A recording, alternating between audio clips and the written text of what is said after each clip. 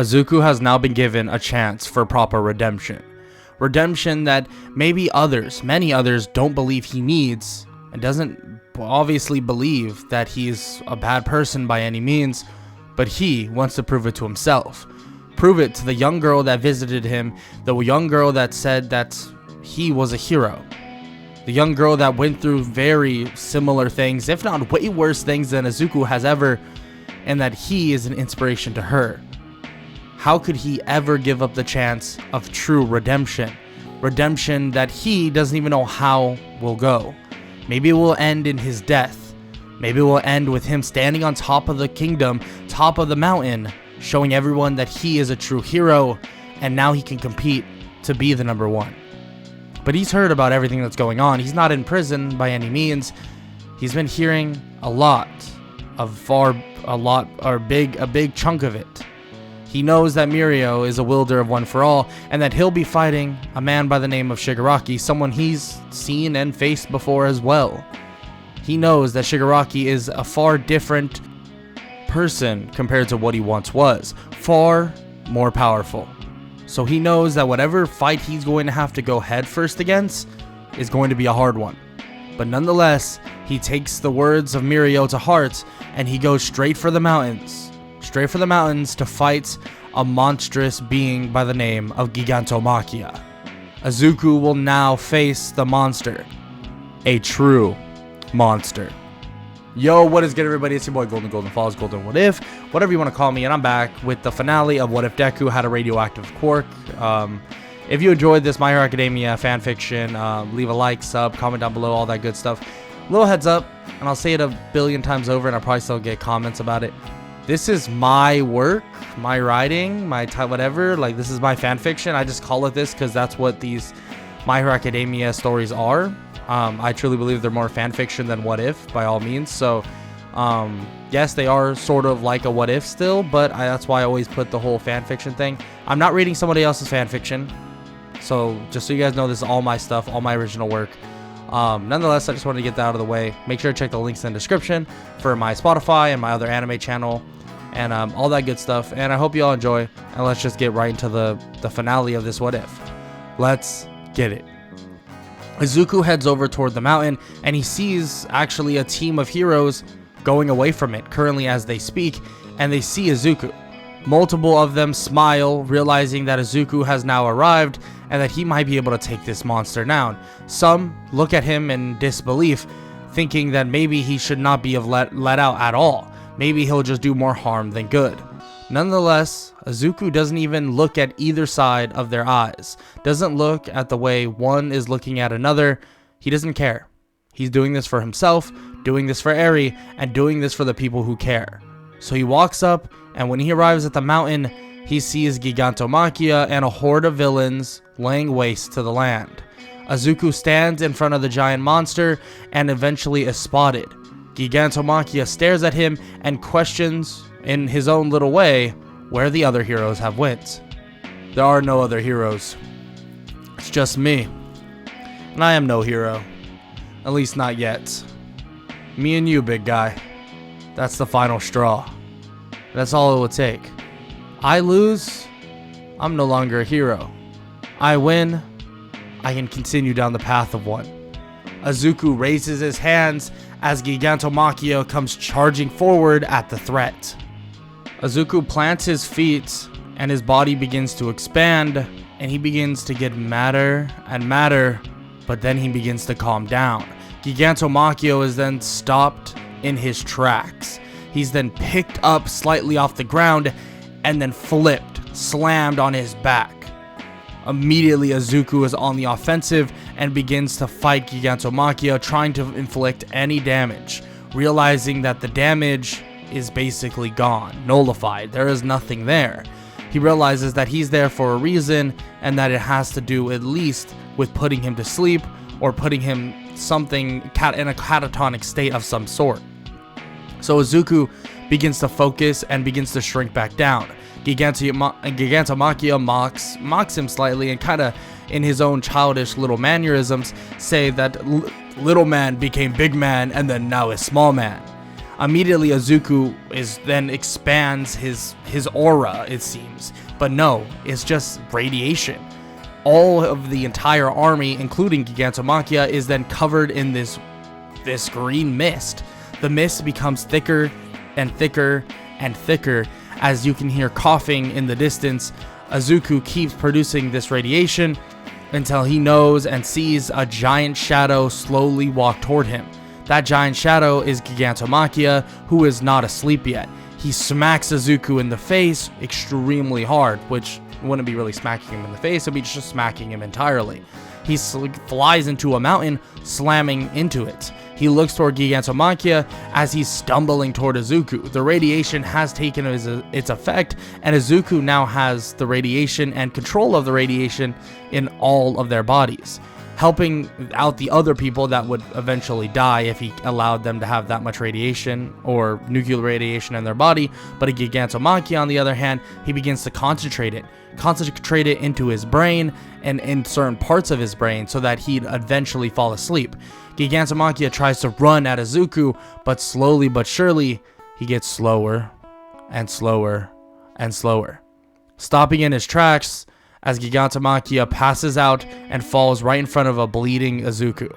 Izuku touches his head and realizes that there's a giant gash in the back of it and a really, really bad mark in the side of his leg. He begins to heal using his gamma radiation, and he looks straight at the giant body of Gigantomachia and is happy. Ideally enough, he just defeated the monster, and he begins to actually move over and try to fly off to get some help so that they can detain Gigantomachia. Just as he's trying to fly away though, he collapses to the ground, landing and begins limping, trying to walk, but just as he does that, he falls to the ground entirely. But just as he does this, he's caught by somebody. He looks up and it's Bakugo. Bakugo smirks and tells him that he's such an idiot. He didn't know how strong he would actually get, especially after being on his own that long. Izuku then puts his arm around him so that he can get some help as they dash off back toward actually UA itself. A bunch of the scientists that have been working with Izuku wants Izuku right back into his quarantine to make sure everything's fine, but Bakugo refuses this and tells them that they're under attack. This is a war. Izuku cannot be out there, or needs to be out there in the war and not behind a glass cage. He tells Izuku to get some rest and to meet them on the battlefield when he's ready, that there's a far bigger problem than just Gigantomachia. The team that was basically there to fight Gigantomachia is shocked to see Izuku not only alive, but the victor of that battle. Some of them aren't surprised at all. They knew the potential of Izuku, including Midnight herself, thanking him, saying that she wasn't sure that she would be able to get the job done, and personally feels bad to leave it to a student to basically do what she couldn't. Izuku smiles and says that it's fine, that he just needs recovery time, and that he's going to go back out and he'll help them out as soon as possible. Just as he says this, Eri walks up to him. This is the first time Eri's actually seeing Izuku outside of a glass cage, and she jumps and hugs him, and Izuku smiles, saying that she barely knows him, and that she only knows stories, and that there is basically no guarantee that he'll live up to what she thinks he is. But Izuku is immediately confirmed to be a hero. Eri believes it, Midnight believes it, and all of his classmates believe it. Izuku is more than just a hazard sign. He's more than just a quirk. He's a person that is willing to risk it all to save everybody else, even if that means he dies. Eri smiles and nods as basically telling him that she agrees with everybody else, and puts out her hand as this electricity-like thing begins to surround him, and out of nowhere, he feels like he hasn't been hurt at all. He feels like replenished. He feels exactly how he felt right before the fight. Eri smiles and tells him to go help Lemillion and go help his best friend, and that he can truly be the hero he wants to be. Obviously in her own little kiddish way, but everyone is shocked to see the control that Eri has, and obviously Izuku knew of this, but didn't know or didn't really think about it at the time.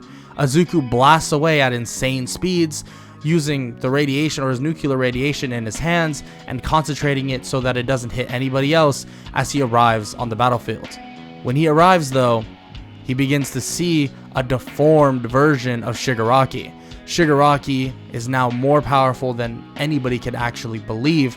All for One, though, is nowhere to be seen. It seems like Shigaraki is on a whole nother level. He watches as basically all of these heroes try to fight him at once, but it seems like they're not really getting anywhere. Just as he sees this, and just as he's realizing that they're not getting much of anywhere, he dashes forward trying to help them out. But he sees Bakugo about to be impaled by a ton of tendrils. He punches Bakugo out of the way as he gets destroyed, at least gets punctured by these tendrils, and he falls to the ground. Everybody is in shock that Izuku just made it to the battlefield and saved them, but now he's extremely injured. But just as Bakugo is about to basically run over to see if he's okay, more tendrils fly toward him. He dodges, but then remembers something. Izuku can heal, and now he's using this as an opening. He heals himself, and Shigaraki backs them all away from Izuku. He begins to think that he needs that. He needs Izuku. That quirk that he has leveled a city. He needs that quirk specifically. Yes, he wants One for All, but this would make things a lot easier. He begins to walk over to Izuku, and they play it off as if, or at least Bakugo plays it off, the rest of them really think that Izuku is in danger here. Shigaraki walks over and is about to basically grab him, but just as he does, Izuku grabs both of his arms and pins him to the ground and begins to irradiate all of this nuclear radiation all around them both, making this tomb of some sorts. Izuku is now taking over. He is now his own nuclear reactor. Izuku has now gone atomic. He's about to make sure that there is no remnants of Shigaraki, but most of them begin to tell him that they need him alive, that they can't stoop to the level of these villains. Izuku realizes this and even hears their calls as he's weakening Shigaraki slowly but surely using his radiation. His quirk, his regeneration quirk, cannot keep up. Izuku continues to pump radiation after radiation, and any wound that he gets, he pushes himself beyond it. All the scratches, the claws, the sharp points, and basically all the strikes Shigaraki is hitting him with in their tomb of radiation, he's regenerating. He's going to hang on. He's going to drain himself as much as possible before he lets go of the hold he has on Shigaraki, eventually leading to both of them out cold on the ground. They're completely and utterly in shock, but just as they're basically beginning to think that it's over, Izuku's body begins to spasm. It begins to freak out, and it begins to release radiation like crazy. They tell Aizawa to cancel his quirk, but he tries, and it doesn't work. It's all excess radiation that he was consumed with, but just as they think that maybe this whole city is going to be overrun with radiation and become a wasteland, Izuku's one eye opens up, and he begins to suck all the radiation back into himself and disperse it within his body evenly and securely, and nobody is infected or hurt by that radiation that he was emitting at that point. He slowly gets up and he looks at Shigaraki and tells them they need to get him under wraps right now, and that Gigantomachia is also down. They're all shocked. This means that they now have a leg up.